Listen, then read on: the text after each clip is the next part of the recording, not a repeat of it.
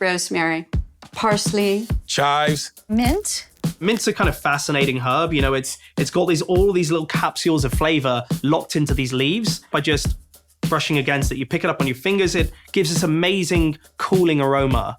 I love to cook with herbs. The smell is kind of intoxicating. These are perennials. They'll keep growing. I want to grow things that I can't find in the farmer's market. Lemon verbena, chives. And then there's savory.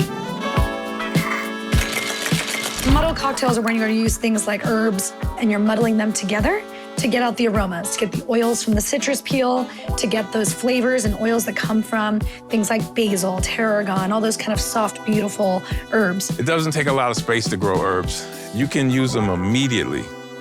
I have herbs that will last me for years. Plant an herb garden.